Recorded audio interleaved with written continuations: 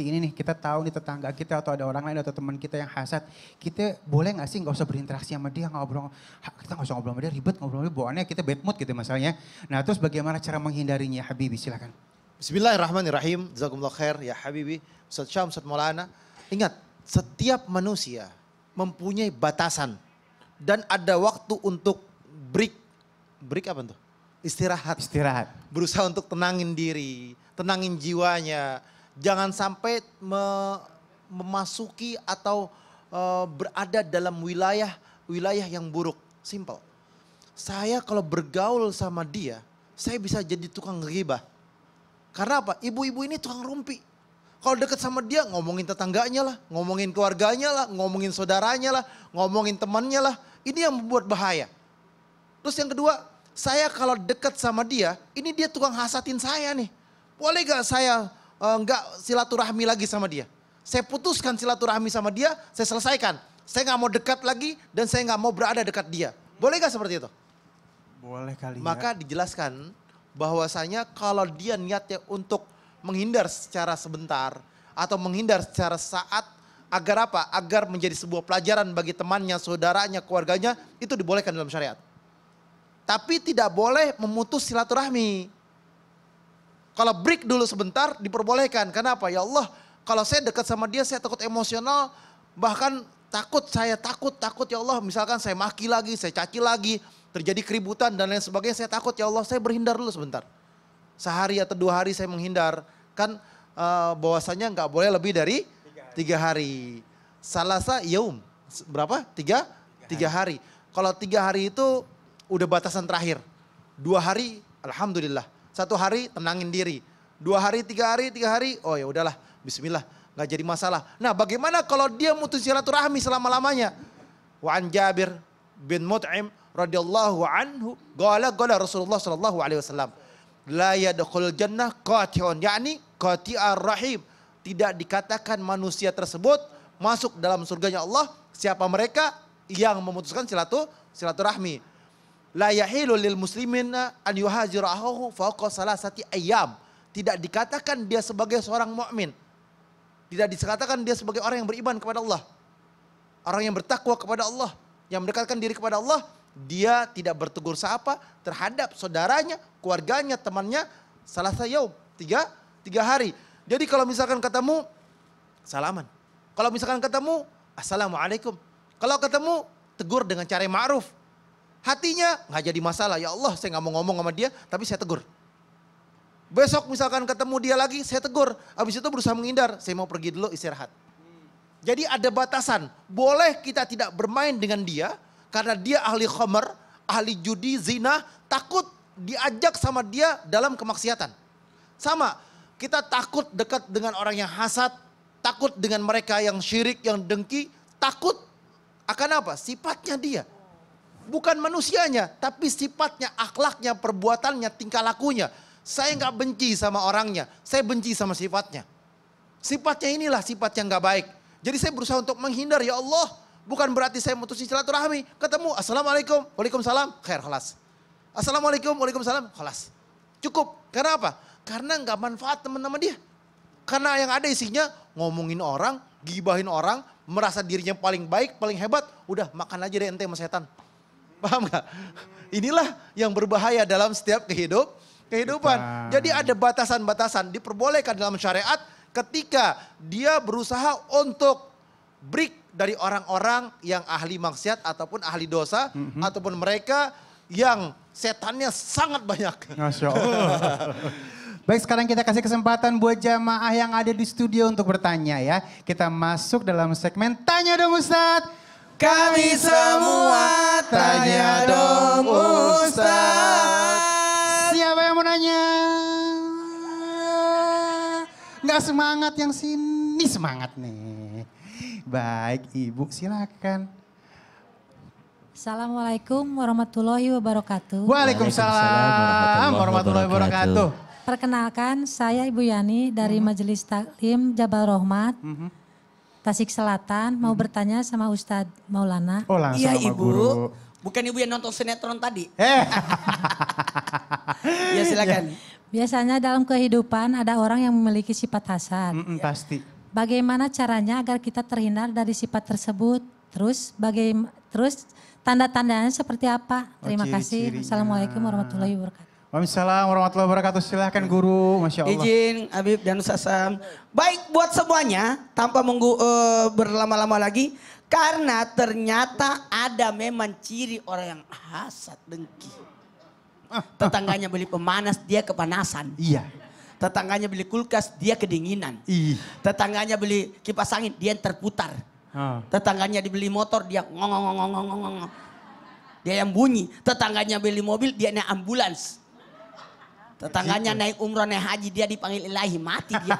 Allahu Akbar. Ketika ada orang, tapi guru saya selalu menenangkan saya. Kata guru saya gini, orang baru dikatakan kaya kalau ada yang iri. Kalau tidak ada yang iri, berarti belum kaya dia. Pasti ada yang iri tuh. Ciri-cirinya tidak suka orang sukses. Dia tidak pelit untuk memuji orang. Benar. Pelit untuk memuji orang. Udah bagus penampilan. Biasa aja. Ya Allah. Itu luar biasa. Untuk tampil ke depan itu kan susah. Assalamualaikum. Ibu untuk nanya itu. Tepuk tangan dulu tuh yang nanya. Ya Allah. Tidak gampang. Benar. Tapi orang yang tidak ditunjuk sama Mas Bang Ali. Iya. Tidak bagus bisa aja. Kenapa iri? Harusnya kita bangga. Gimana menyikapi? Menyikapinya tetap berbaik sangka. Mungkin saya kurang silaturahmi. Mungkin saya kurang baik sama dia. Jadi kalau ada orang, makanya kalau beli mobil baru adakan syukuran. Iya, potong apalagi bikin kue, bagi-bagiin tetangga. Kalau bangun rumah bagusnya bikin selamatan. Iya, jadi ajak tetangga, undang 3 kelompok ini. Tetangga, sahabat, kerabat. 1, 2, 3. Tetangga, sahabat, Kerabat. 1, 2, 3. Tetangga, sahabat, kerabat. 3 orang ini. Tetangga, kerabat, sahabat. 3 ini.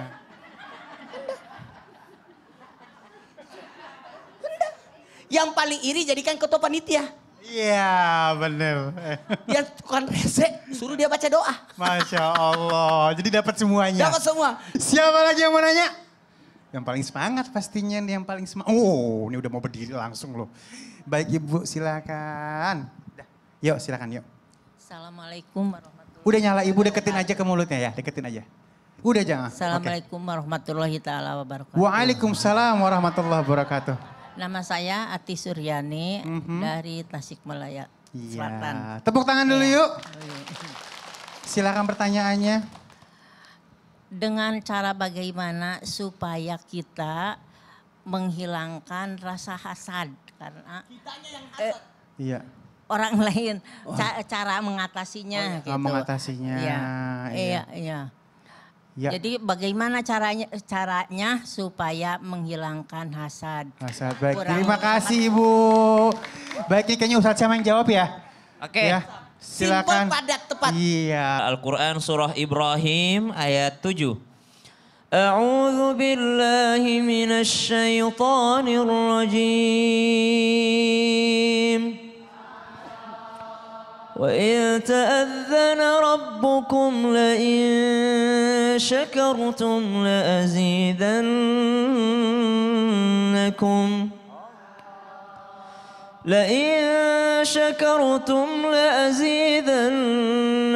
وَلَئِن كَفَرْتُمْ إِنَّ عَذَابِي لَشَدِيدٌ.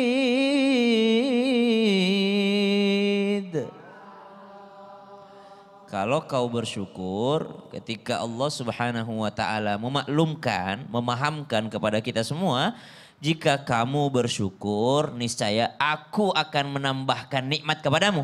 Tetapi jika kamu kufur, mengingkari nikmatku, sungguh azabku benar-benar sangat keras. Di antara azabnya Allah Subhanahu wa taala kepada orang yang iri dengki hasad adalah terbakarnya amalnya. Seperti tadi yang dijelaskan guru-guru kita. Sebagai ilustrasi yang sangat mudah dipahami oleh Imamul Ghazali, Imamul Ghazali memberikan ilustrasi begini Bu. Bagaimana iri itu membakar amal soleh kita. Ada orang nabung tiap hari 100 ribu. 100 ribu, 100 ribu, 100 ribu, 100 ribu. Sampai 15 tahun. Genap 600 juta. Beli rumah. Ketika habis beli rumah, kebakaran rumahnya. Subhanallah. Bagaimana itu orang iri dengki, sholat tahajud 100 rakaat selama 15 tahun. Pas udah 15 tahun di akhir, iri dengki sama tetangganya. Habis terbakar sholat tahajud 100 rakaatnya selama 15 tahun. Begitulah iri dengki membakar daripada nikmat seseorang, amal soleh seseorang. Jadi bagaimana cara menghindarinya? Judul kita bukan menghilangkan Bu, tapi menghindari. Kalau hilang tuh nggak bisa, hindari, menghindari. Bagaimana cara menghindarinya? Salah satunya dengan bersyukur. Apa itu bersyukur? Hormati yang memberi nikmat, ta'zim kepada yang memberi nikmat. Bagaimana cara ta'zimnya? Mempergunakan, memuliakan nikmat yang telah diberikan. Sibuk dengan nikmat yang diberikan kepada kita, bukan yang diberikan kepada orang lain. Makanya di awal acara kita sampaikan bahwa orang iri dengki itu orang yang sangat pelitnya pelit. Kenapa? Bukan punya dia yang pelit. Punya Allah kok. Allah yang ngasih kepada tetangga kita. Kenapa Anda yang protes? Allah yang ngasih kepada tetangga kita. Kenapa Anda yang merasa tersakiti? Loh kenapa dia kaya? Orang dia nggak pernah sholat. Lah bukan punya Anda kekayaan itu. Punya Allah subhanahu wa ta'ala. Maka dia pelitnya pelit. Maka bagaimana caranya supaya tidak seperti itu menghindarinya? Sibuklah melihat nikmat yang ada pada diri kita. Namanya syakir. Apa Bu? Syakir. Syakir artinya orang yang pandai mensyukuri nikmat yang telah Allah berikan kepadanya. Ada satu lagi, syakur. Apa Bu? Syakur. Kalau syakir pandai melihat nikmat Allah. Kalau syakur pandai melihat musibah sebagai nikmat. Musibah pun dianggap nikmat. Kalau kita sudah sibuk menghitung-hitung nikmat Allah Subhanahu wa taala, maka tidak ada waktu lagi untuk menghitung nikmatnya orang. Sebagaimana doanya, Rabbi auzi'ni an ashkura ni'mataka allati an'amta alayya wa ala walidayya. Ya Allah, bantu aku melihat nikmat yang telah Engkau berikan pada aku yang belum aku syukuri. Ya, jadi bukan melihat-lihat nikmat pada orang lain, tapi auzi'ni an ashkura ni'mataka allati an'amta alai. Bantu aku melihat nikmat yang Kau sudah kasih sama saya, tapi belum saya syukuri ya Allah. Mana itu? Banyak orang tidak syukuri anaknya, banyak. Nah, apa sih anak ini bandel banget? Wow, padahal di luar sana Bu, banyak orang setengah mati punya anak belum dikasih sama Allah. Ya Allah. Masih kita lanjutin lagi, Ali ambil dulu nih. Siapa lagi yang mau nanya? Yuk angkat tangannya. Tadi ya sebelah sini, udah nih sebelah sini dah. Di atas. Ya, baik Ibu ya. Bener ya, nggak salah ya. Yuk. Tinggi banget Bu di atas. Silakan. Assalamualaikum warahmatullahi taala wabarakatuh. Waalaikumsalam warahmatullahi wabarakatuh. Nama saya Elis Nurmala dari Majelis Taklim Jabar Rahmat, Bantar Kalong, Tasikmalaya Selatan. Tepuk tangan dulu yuk. Saya mau tanya sama Habib. Masya Allah ya Habibi. Mana? Ayo pertanyaannya apa? Pertanyaannya tentang hasad. Bagaimana kalau ada orang yang punya sifat hasad tapi kepada orang yang baik? Oh, karena kebaikannya. Karena kehasadannya itu karena kebaikan orang tersebut. Oh, motivasi nih ya.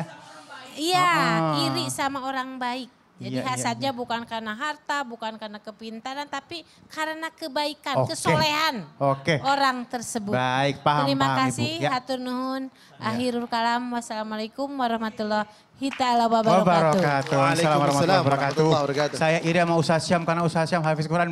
Gitu kali ya. Baik, silakan Guru. Bismillahirrahmanirrahim. Allahumma salli ala sayyidina Muhammad wa ala ali sayyidina Muhammad. Afwan, Ustaz Syam, Ustaz Maulana, ya Habibi. Bismillah, ketika kita sebagai hamba Allah Subhanahu wa taala selalu berharap akan pertolongan Allah, dekat dengan orang-orang yang dekat dengan Allah Subhanahu wa taala. Oleh karena itu, boleh bagi kita hasad kepada makhluk Allah dua golongan ini. Sebagaimana awal dijelaskan oleh Ustaz Maulana. Oleh karena itu, bersabda Nabiuna Muhammad sallallahu alaihi wasallam wa an Ibnu Umar radhiyallahu anhu anin Nabi sallallahu alaihi wasallam. Dari Ibnu Umar, semoga Allah berikan keridhaan kepadanya, bahwasanya Rasulullah sallallahu alaihi wasallam bersabda, la hasada ila fisnatain, boleh seseorang itu hasad. Boleh seorang itu hasad dengan dua golongan ini. Atau bahasa kitabnya adalah tidak boleh hasad kecuali pada dua perkara ini. Yang pertama, rajulun atahullahul Qur'an fahuwa yagumu bihi anal lail wa nahar.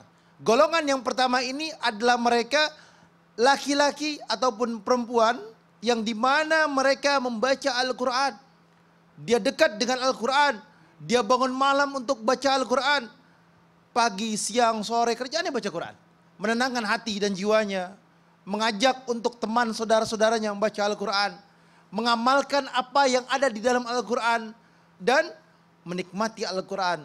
Sebulan dia bisa 5 sampai 10 kali hatam Quran. Inilah yang boleh kita iri. Bolehlah kita hasad sama dia. Wah subhanallah ini hebat ini manusia. Ini manusia yang dekat dengan Allah. Ini manusia yang tidak ada duanya. Karena iqra'ul Quran fa innahu ya'ti yaumal qiyamati syafi'an li ashabi. Baca Quran, Quran yang akan menjadi penolong kamu. Di mana? Di akhirat nanti. Di dunia ditolong, di akhirat ditolong. Ini Masya Allah. Dan yang kedua, golongan yang kedua adalah warajulun atallahu malan fahuwa yunfikuhu annal lail wa nahar. Golongan yang kedua ini, mau laki-laki ataupun perempuan, siapapun mereka hamba Allah yang mengeluarkan hartanya, yang mengeluarkan rizkinya. Dia sakwatul agniya, orang kaya yang dermawan. Dia keluarkan uang tersebut, rizki tersebut, pagi hari, sore hari dikeluarin. Pagi ketemu orang yang fakir, miskin, fukara, masakin. Dia sedekah, dia keluarkan hartanya. Untuk apa? Untuk mencari keriduannya Allah. Mengharapkan daripada pertolongan Allah. Dia keluarkan sakwatul agniya ini. Ketika dia keluarkan pagi hari, sore hari. Dilihat Masya Allah dia kaya raya. Tapi nggak pelit, nggak bakhil. Keluar uangnya, lepas uangnya. Di jalan Allah Subhanahu wa ta'ala. Bangun majlis, bangun pesantren, bangun masjid. Selalu hadir di majlis taklim paling depan. Sholat 5 waktu paling depan. Ibadah kepada Allah, dekat kepada Allah, bertakwa kepada Allah. Ini hamba yang hebat. Hasad sama orang yang kayak gini. Ya Allah kenapa saya gak bisa kayak dia. Saya pengen kayak dia ya Allah. Masuk surga dengan jalan dan ridho Allah. Karena kekayaannya digunakan untuk ibadah kepada Allah Subhanahu wa ta'ala. Mudah-mudahan ente dapat kayak gitu. Amin ya Allah, amin. Ini ada kalimat nih gini nih ya. Aduh ente rajin banget sih cari muka sama Allah. Kan bilang gitu kan. Ya iyalah cari muka sama Allah biar dapat dunia, dapat akhirat. Rajin dia semuanya ya. Ini ngapain maju dia nih, ngapain maju bu, ngapain maju bu. Sebentar Bang Ali. Ya, bentar pakai. Kenapa Apa Ibu? sih ada apa? Mau Kenapa kamar mandi? Pak? Kenapa? Pak Ustadz, orang lain bisa bertanya. Kalau saya kan belum bertanya. Iya. Bisakah? Ibu mau nanya? Ntar, Iya. Tapi mau iklan dulu nih kita mau Oh, ntar habis iya. ini. Begini aja Bang Ali. Iya. Saya solusinya gini. Ibu silakan nanya. Iya Ya. deh. Biar aja enggak Iya, apa-apa. iya, Ya. Ayo, Gini Pak Ustadz. Ibu Iya. menghadap ke sana. Ya. Ya.